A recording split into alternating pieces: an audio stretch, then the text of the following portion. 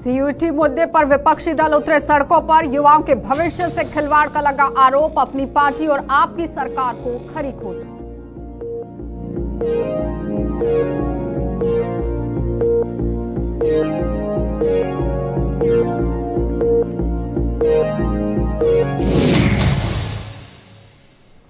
अमरनाथ यात्रा की सुरक्षा इंतजाम हो रहे पुख्ता। तीसरी आंख से भी निगरानी करेगी जम्मू पुलिस। घरों में लगे हुए सीसीटीवी कैमरों की भी ली जाएगी मदद।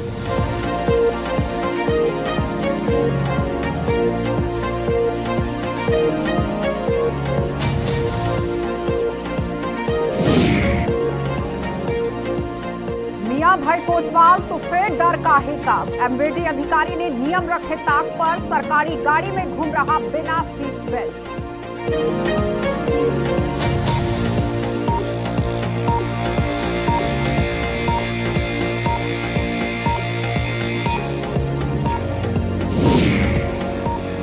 और सुरनकोट में पिछले 10 दिनों से नहीं आया पानी। व्यापार मंडल के साथ सड़कों पर उतरी महिलाएं। जल शक्ति विभाग पर प्रताड़ित करने का लगाया आरोप।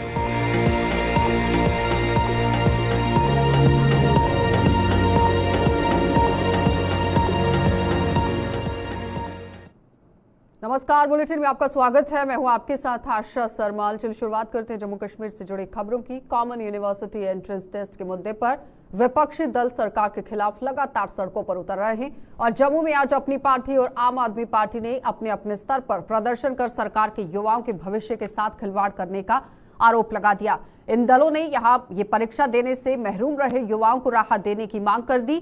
क्या कुछ कहना था इस मुद्दे पर इन दलों के नेताओं का, इस पर भी आपको जानकारी देंगे। लेकिन फिलहाल दोनों तस्वीरें इस वक्त आप टीवी स्क्रीन पर देख रहे हैं। अपनी पार्टी का प्रदर्शन लगातार जारी है।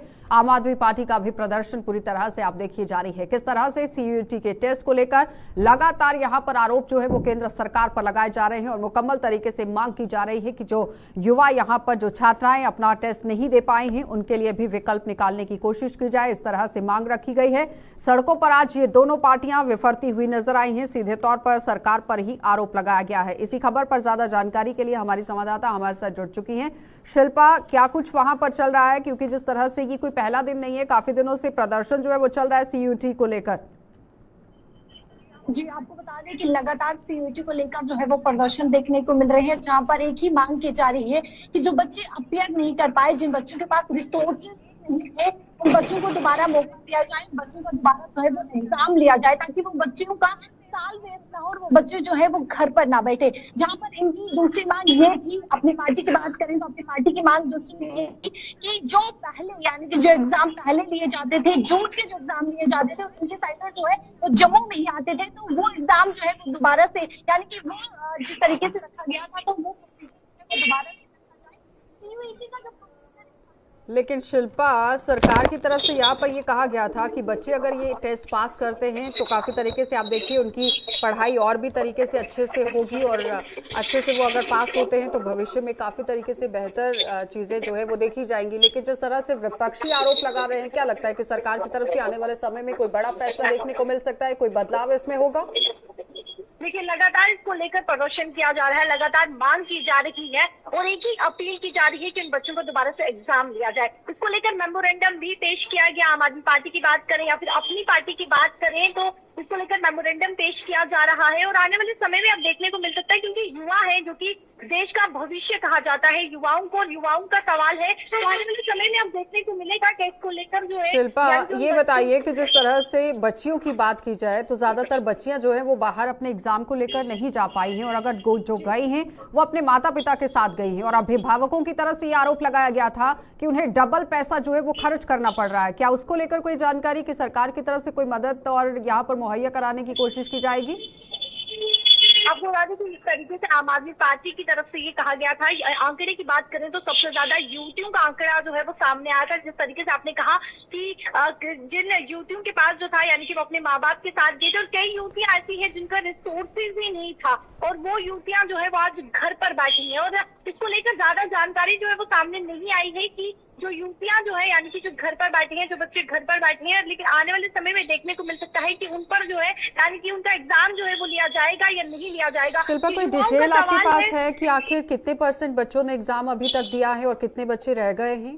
कुछ वो डिटेल है सामने, या आम आदमी आपको पार्टी बता की दें तरफ कि से कुछ सामने रखा गया है, अपनी पार्टी की तरफ से कुछ सामने रखा गया? जी, आम आदमी पार्टी की बात करें तो जिन्होंने प्रेस वार्ता की और आंकड़ा जो है वो युवती का 90% बताया गया है कि वो युवतियां जिनके पास रिसोर्सेज नहीं था, वो युवतियां जो है वो आज घर पर बैठी हैं और उन युवतियों को जो है वो मौका मिलना चाहिए ताकि उनका साल बर्बाद ना हो। जहां बेटी पढ़ाने की बात हो रही है, क्या लगता है कि मुकम्मल तरीके से वो सुविधा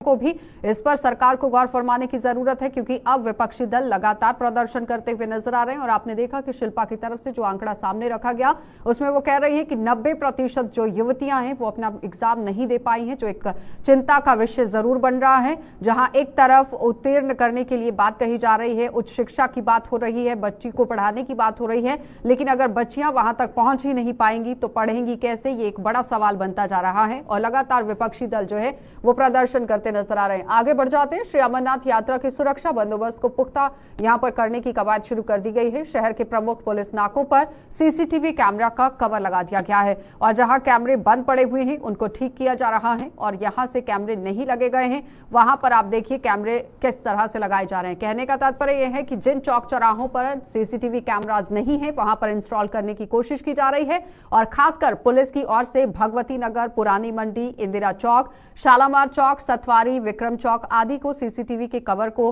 मद्देनजर रखते हुए काम करने की कोशिश की जा रही है। यानी सीसीटीवी कैमरा का कवर वहां पर दिया जा रहा है। ये कैमरे लोगों के घरों में लगे हुए हैं और इनकी मदद से पुलिस जब यहां पहुंचेगी तो यहां हर एक गुत्थी को खंगालने की भी कोशिश होगी। लेकिन चाहे कोई भी हो, जरूरी जानकारी वहां पर ले सकता है और साथ ही साथ अगर इस तरह से पूरे शहर के अंदर सीसीटीवी कैमरा इंस्टॉल होते हैं तो मुकम्मल तरीके से आप देखिए सुरक्षा व्यवस्था चाक चौबंद हो सकती है। लेकिन किस तरह से पूरी कार्यवाही को अंजाम दिया जा रहा है, रितिका हमारी संवाददाता हमारे साथ ज्वाइन कर चुके हैं। रितिका, किस तरह से वहां पर कैमरास जो हैं वो इंस्टॉल किए जा रहे हैं, लेकिन बड़ा सवाल यहां पर यह है कि जो कैमरा पहले से लगाए गए हैं क्या वो भी काम कर रहे हैं और किस तरह से इंस्टॉलमेंट वहां पर शुरू हो चुकी है? ये जी, अमरनाथ यात्रा को लेके जम्मू कश्मीर में सुरक्षा के तमाम इंतजाम किए जा रहे हैं, जिनमें सीसीटीवी कैमरा इंस्टॉल करने की बात जो है वो प्रमुख रहेगी, क्योंकि शहर भर में सीसीटीवी कैमरास कहाँ पे लगे हुए हैं, उनमें से कितने कैमरास जो है वो खराब हैं, उन्हें ठीक किया जाएगा और जहाँ पे कैमरास नहीं लगे हैं उन कैमरास को कहीं ना कहीं इंस्टॉल करने का कार्य किया जाएगा और लोगों के घरों पे जो कैमरास लगे हैं उन सीसीटीवी की मदद दी जाएगी डाटा कलेक्ट करने को लेकर। यानी कि करीब 10,000 के करीब सीसीटीवी हैं जिनका इस्तेमाल किया जाएगा अमरनाथ यात्रा के दौरान, जिसमें प्रमुख चौराहे जैसे कि भगवती नगर, इंदिरा चौक और बस स्टैंड के तमाम जितने भी इलाके हैं वो सारे इसके अंदर आएंगे और जहां पे सीसीटीवी कवर किया जाएगा ताकि अमरनाथ यात्रा जो है वो सुरक्षित भी हो सके और उसे आगे भी बढ़ाया जा सके। लेकिन रितिका, जिस तरह से पहले भी आप देखिए सवालिया निशान जरूर रहा, क्योंकि स्मार्ट सिटी को लेकर जो काम हो रहा था जिसमें लाइट को भी एक मुद्दा बनाया गया, रेड लाइट सही से काम नहीं कर रही है। अब अगर इंस्टॉलेशन की जा रही है यहाँ पर सीसीटीवी कैमरास की तो आने वाले समय में कितना फायदा होगा और जिन चौक को यहाँ पर गिनकर सामने रखा गया है और भी अलग अलग जगहों पर कैमरास इंस्टॉल करने की बात कही गई है।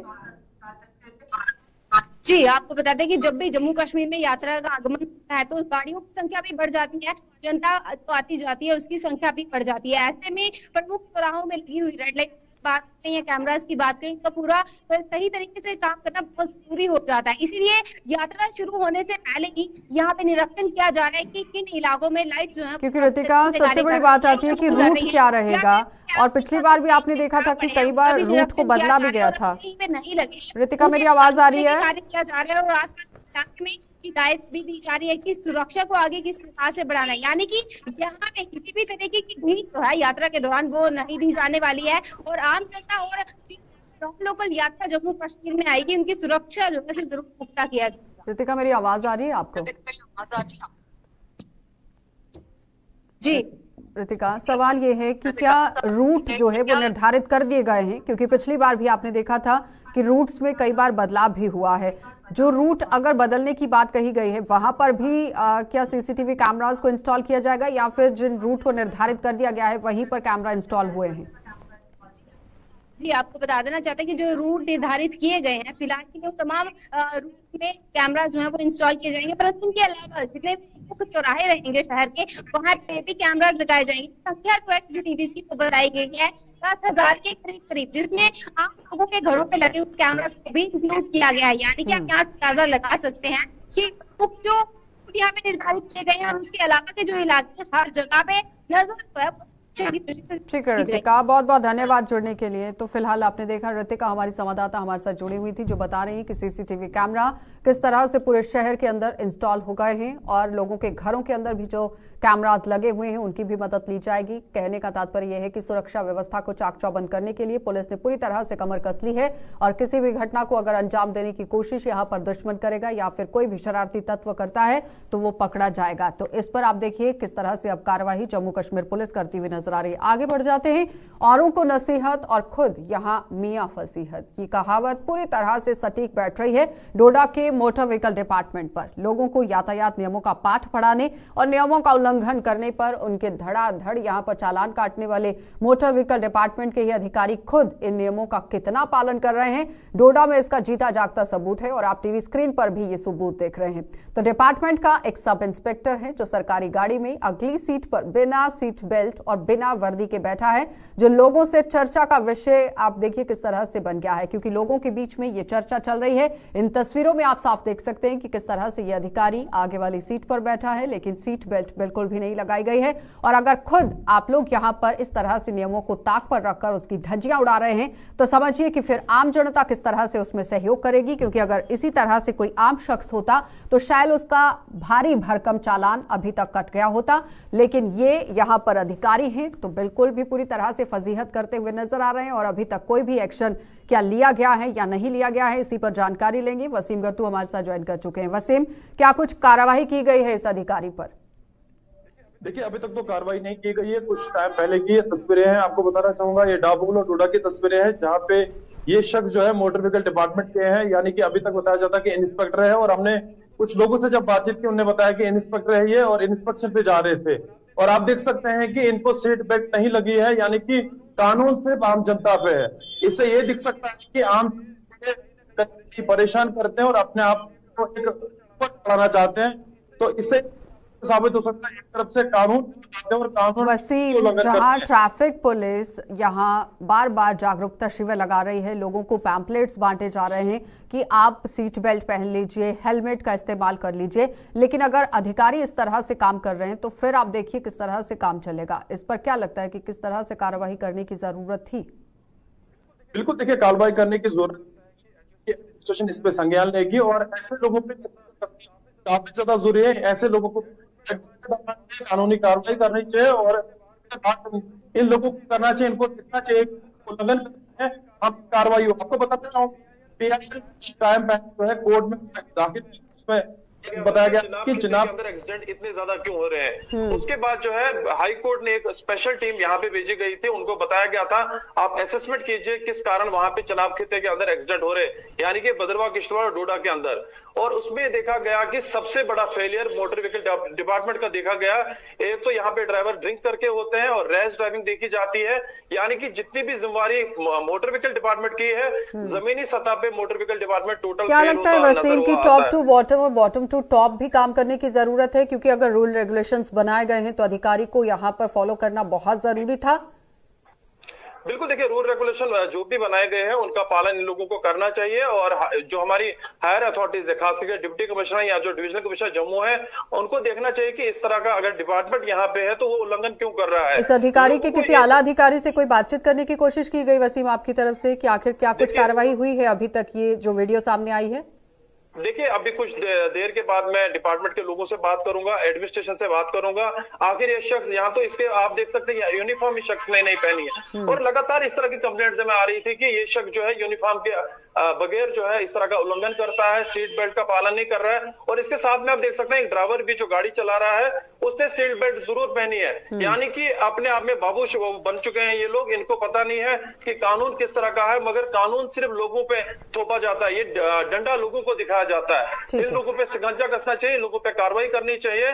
और इनको बड़ी बात इसमें यह है कि इन लोगों को डेडवुड में डालना चाहिए। इनको पता लगना चाहिए कि हमने जो है कानून का पालन नहीं किया है। जी चलिए वसीम, बहुत बहुत धन्यवाद जुड़ने के लिए। तो फिलहाल आपने देखा कि वसीम गत्तू हमारे संवाददाता हमारे साथ जुड़े हुए थे, जो बता रहे हैं कि ऐसे लोगों पर कार्रवाई करने की जरूरत है जो दूसरों के लिए सही संदेश नहीं छोड़ रहे हैं। आम जनता अगर यहाँ पर ट्रैफिक रूल्स का पालन कर रही है तो आला अधिकारियों को भी ये पालन करना बहुत जरूरी है। लेकिन साफ तस्वीरों में आप देख रहे हैं किस तरह से ये पालन यहाँ पर अधिकारी करता नजर आ रहा है। तो ऐसे लोगों पर नकेल कसने की जरूरत है, सख्त से सख्त कार्रवाई करने की जरूरत है। आगे बढ़ जाते हैं, अब आपको गर्मी के हवाले से खबर दिखा देते हैं, क्योंकि गर्मी के जोर पकड़ते ही जम्मू सूबे में तमाम जिलों में पीने के पानी का संकट किस तरह से गहराने लगा है वो अब आप देखेंगे। पुंछ जिले की सुरनकोट तहसील है जहां इससे ये तहसील बिल्कुल भी अछूती नहीं रही है, जहां आज महिलाओं ने व्यापार मंडल के साथ जोरदार प्रदर्शन कर जल शक्ति विभाग पर उन्हें प्रताड़ित करने का आरोप लगा दिया। और इन लोगों के मुताबिक सुरनकोट में पिछले 10 दिनों से पानी की सप्लाई नहीं हो पाई है, जिससे उन्हें अब एक एक बूंद के लिए तरसना पड़ रहा है। तो साफ तस्वीरों में आप देख सकते हैं ये महिलाएं किस तरह से सड़कों में उतर आई हैं। और गर्मी के इस मौसम में अगर पानी नहीं मिल पा रहा है तो समझिए कि रोजमर्रा का काम किस तरह से वो अपने घरों के अंदर कर रही होंगी, क्योंकि गर्मी का समय है और पानी की किल्लत से ये लोग परेशान हो चुके हैं। जहां जल शक्ति विभाग एक बड़ा दावा पेश करता है कि मुकम्मल तरीके से काम किया गया है और साथ ही साथ सरकार की तरफ से भी आंकड़े सामने रखे जाते हैं कि हर घर जल नल पहुंचाने की जो योजना है वो पूरी तरह से पर्याप्त मात्रा में काम कर रही है, लोगों को लाभ मिल रहा है। लेकिन दूर दराज के इलाकों के अंदर कितना लाभ मिल पा रहा है ये तस्वीरें यहां पर बयां कर रही हैं और जीती जागती मिसाल एक सामने रख रही हैं कि जो योजनाएं परियोजनाएं चलाई जा रही हैं क्या वाकई में वो लाभ आम जनता को दे पा रही हैं या नहीं। आकाश मलिक ने हमारे साथ ज्वाइन किया है। आकाश, आपसे जानना चाहेंगे, जहां जल शक्ति विभाग एक बड़ा दावा पेश करता है कि लगातार आप देखिए पीने के पानी की जो किल्लत है उसे खत्म करने की कोशिश हो रही है, लोगों को लाभ मिल रहा है, किस तरह का लाभ? ये सब मैं आपको बताता चलूं, सुबह सुबह ही जो है सुरनकोट बाजार में बड़े पैमाने पे जो है पीएचई डिपार्टमेंट के खिलाफ बड़े पैमाने पे एहतजाज। उसकी बड़ी मेन वजह यह है कि लोगों को 10 दिन से जो है पीने का पानी नहीं मिला, जिससे जो आम लोग जो बड़े परेशान है। और इस वक्त जो आज की बात करें, आज जो है यहाँ की औरतें जो है बिल्कुल बाजार में है, उनके साथ साथ म्युनिसिपल चेयर वाइस प्रेसिडेंट भी उनके साथ थे। और उन्होंने मांग की है कि सरकार से मांग की है कि इस जितने भी यहाँ पे मुलाजिम है इसको रीशफल किया जाए, क्योंकि ये काफी देर से 4 या 5 साल से पहले मुलाजिम है जो काम नहीं कर रहे। सरकार से मांग की है कि इसको जो है फौरी से जो है चेंज किया जाए। जी, लेकिन अभी तक क्या कार्रवाई की गई है? जी, उसी के बाद प्रोटेस्ट चलते हैं कि बिल्कुल बीच में जो है नायब तहसीलदार जो है मौके पे पहुंचे। उन्होंने लोगों को ये आश्वासन दिया है कि आने वाले 2 या 3 दिनों में इस पे जो है कार्रवाई होगी। कार्रवाई करने से पहले राहत के लिए क्या कदम उठाए गए? कोई टैंक का वहां पर इस्तेमाल करने की बात कही गई कि टैंकर के जरिए आप लोगों को पानी दिया जाएगा। राहत किस तरह से, क्योंकि पीने के पानी को लेकर इमीडिएट एक्शन करना बहुत जरूरी है, क्योंकि पानी के बिना आपका कोई काम नहीं चल सकता है। हाँ जी, उस हवाले से बात करें, यहाँ पे म्युनिसिपल चेयर में एक काउंसलर है, उनने एक इल्जाम आयद किया कि हाल ही में 5 या 6 दिन पहले यहाँ पे एक आदमी की डेथ हुई थी। तो उस के घर पे जब पीएचई का टैंकर पहुंचा तो उस आदमी से भी 800 रुपए वसूले गए। 800 रुपए लेके उसको टैंकर जो है पानी घर पे पहुंचाया गया। वहीं पे जब नायब तहसीलदार की बात करें, उन्होंने ये कहा है कि आने वाले 1 या 2 घंटे में तमाम जगह पे जो है पीएचई के टैंकर पहुंचाए जाएंगे और किसी से भी जो है कोई भी पैसा नहीं लिया जाएगा। ये बताइए कि जो योजना चलाई गई थी सरकार की तरफ से, हर घर जल हर घर नल, क्या वाकई में नल पहुंच पाया है या सिर्फ नल पहुंचाया गया है तो जल कब पहुंचेगा? जी, उस हवाले से बात करें, नल तो हर घर पहुंच चुका है, कुछ जगह पे नल पहुंच चुका है, लेकिन जल जो है अभी उसमें नहीं आया। जिस तरीके से सरकार लोगों ने इल्जाम आयद किया कि सरकार की तरफ से जो बड़ी बड़ी स्कीमें चलाई थी, लेकिन ग्राउंड लेवल पे जो है स्कीमों को इम्प्लीमेंट नहीं किया जाता। चलिए आकाश, बहुत बहुत धन्यवाद जुड़ने के लिए। तो साफ तस्वीर आप देख रहे थे दूर दराज के इलाके की, जहां पर हर घर जल हर घर नल जो योजना यहां पर किस तरह से पोल खोल रही है, क्योंकि महज सिर्फ नल पहुंचाने से कुछ नहीं होने वाला है। नल के अंदर से पानी आना बहुत जरूरी है, क्योंकि गर्मी का मौसम है और अगर पानी से लोग वंचित हैं तो काफी तरीके से परेशानी का सबब यहां पर बना हुआ है, जिसमें जल शक्ति विभाग को संज्ञान लेने की जरूरत है, आला अधिकारियों को संज्ञान लेने की जरूरत है, एलजी प्रशासन को संज्ञान लेने की जरूरत है कि यहां पर जो दावे पेश किए जा रहे हैं, आप देखिए जमीनी सतह पर लोगों को किस तरह से लाभ जो है वो मिल पा रहा है। आगे बढ़ जाते हैं, अब आपको दिखा देते हैं कि पीने के पानी की किल्लत से जम्मू के वार्ड नंबर 64 के लोग भी किस तरह से परेशान हैं, क्योंकि जल शक्ति विभाग के खिलाफ यहां पर भी प्रदर्शन कर दिया गया और लोगों का आरोप था कि गर्मी के इस मौसम में जल शक्ति विभाग द्वारा इन्हें एक सप्ताह के बाद पानी की आपूर्ति की जा रही है, जिससे वो पानी की एक एक बूंद के लिए तरस रहे हैं। तो किराया अदा करने के बावजूद भी उन्हें पीने के पानी को लेकर कोई काम होता नजर नहीं आया है। पीने का पानी नसीब नहीं हो रहा है और लोगों ने उपराज्यपाल प्रशासन से उनकी इस समस्या को जल्द हल करने के लिए गुहार लगाई है। तो खुद डिपार्टमेंट को भी जरूर पता चलता है कि पानी की कितनी आवश्यकता होती है, खास करके इन गर्मियों के दिनों में। लेकिन इधर 7 दिनों के बाद हमें कल पानी प्राप्त हुआ, उसमें चलो हमने घर वालों का पानी भरा तो थोड़ा बहुत काम चल गया। ऐसे ही हम चाहते हैं कि जो 7 दिन का हमें बखवा मिलता है पानी मिलने का, उसकी जरूरतें देखो, उसमें जल शक्ति विभाग को देखना चाहिए, डिपार्टमेंट को, कि उसकी मोटरों में आवश्यकता है तो उसको ठीक करवाया जाए, उसकी मुहैया कराया जाए, क्योंकि पानी जो हमें एक दिन छोड़ के कम से कम मिलना चाहिए। हम लोग अगर बिल देते हैं तो पानी, अगर हम बिल देते हैं तो उसका तो हमें पानी पूरा नहीं मिलता, बिल तो कट जाता है। अगर हफ्ते में एक बार पानी आएगा तो महीने में 4 बार आया, तो पानी का बिल तो हम लगातार दे रहे हैं, तो प्राप्त क्या हुआ? यहाँ पर पानी की बहुत दिक्कत है। जैसे ही गर्मी बढ़ती है वैसे ही पानी का ग्राफ कम हो जाता है। यहाँ पर गत दिनों में 5-6 दिन के बाद पानी मिलता है। जब हम अपने अफसरों से बात करते हैं, आला अधिकारियों से बात करते हैं, तो बस यही जवाब मिलता है कि पानी पीछे से नहीं आ रहा है। और दूसरी बात यह है कि हमारा जो ट्यूबवेल है वो मैक्सिमम खराब होता रहता है। तो हमारी एलजी साहब से गुजारिश है ये कि नया ट्यूबवेल लगाया जाए यहाँ पर। सर, लगता है कि हम लोग बिल पे करते हैं फिर भी हम लोगों को जो पानी प्रॉपर मिलना चाहिए क्यों नहीं मिलता है? क्योंकि पानी इसलिए नहीं मिलता है कि ये हमारा डिपार्टमेंट जो है ये पूरी इनकी लापरवाही के कारण हमें पानी नहीं मिलता है। कहीं लीकेज हो जाती है, कहीं इनका पानी नहीं आता है, कहीं लाइट बंद हो जाती है, इसकी वजह से पानी व्यर्थ हो जाता है लीकेज की वजह से। तो इसलिए हमें पर्याप्त मात्रा में पानी नहीं मिलता है। राष्ट्रीय जांच एजेंसी यानी कि एनआईए की आतंक का या पोषण करने वालों के खिलाफ कार्यवाही लगातार जारी है और इसी मुहिम को जारी रखते हुए एनआईए ने आज श्रीनगर में एक और संपत्ति को सील कर दिया और ये कार्यवाही हुर्रियत कॉन्फ्रेंस के प्रवक्ता रह चुके यहां अयाज अकबर के खिलाफ श्रीनगर के शैलटांग इलाके में की गई। एनआईए की टीम ने कोर्ट के आदेश पर एक कनाल 10 मरला जमीन पर बनाई गई संपत्ति को सील कर दिया और वहां अपना नोटिस लगा दिया है।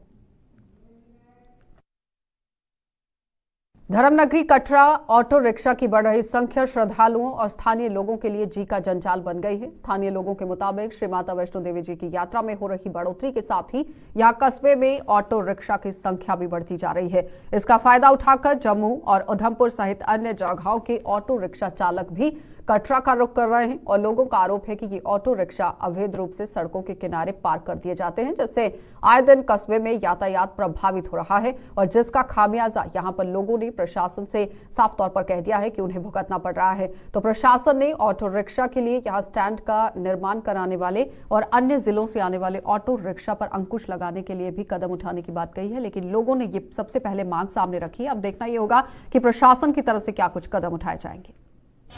ये जितना भी ऑटो रिक्शा है यहाँ पे कटरा चल रहा है, कटरा में चल रहा है, ये सारा रोड पे स्टैंड इनका बना हुआ है। हम ये चाहते हैं कि गवर्नमेंट से ये अपील करते हैं कि इनका साइड पे कुछ स्टैंड हो। इनसे गलियों में या साइडों में ये ऐसे ही खड़ा रहता है, या रोड पे मेन रोड पे जो पानंगा रोड पे इतना ऑटो खड़ा रहता है। इतनी ऑटो की तो परमिशन है नहीं। यहाँ पे तो उधमपुर वाला ऑटो, जम्मू का ऑटो, आगे पिछले ऑटो जो नंबरों वाला चल रहा है। यहाँ पे तो कटरा की जो अथॉरिटी है, जो कटरा के 4 किलोमीटर के एरिया में चलने वाला ऑटो वो तो चल ही रहा है, लेकिन वो आगे पीछे का भी ऑटो हम ये चाहते हैं कि इनका कोई एक स्टैंड हो, एक साइड पे स्टैंड हो। रिक्शा वालों से यात्रा जो है वो बहुत परेशान होती है। हम चाहते हैं कि रिक्शा वाले जो छोटी सी 1.5 किलोमीटर में बहुत ज्यादा तादाद में जो है वो बढ़ चुके हैं। एक नंबर तो पहले इनके परमिट चेक किए जाए कि ये कटरा के ही परमिट है या कहीं और के परमिट जो है, दूसरे जिला के, दूसरी जगह के परमिट भी जो है वो कटरा में चल रहे हैं। एक तो ये चेक किया जाए, दूसरे नंबर इनके स्टैंड जरूर बनाए जाएं।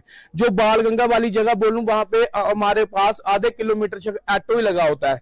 हम चाहते हैं इनको वहां पे स्टैंड बना के दिया जाए, रेलवे स्टेशन पे स्टैंड बना के दिया जाए, इनको जगह प्रोवाइड की जाए। रस्तों में ये ऑटो ना खड़े, इससे बड़ी दिक्कत होती है ट्रैफिक की।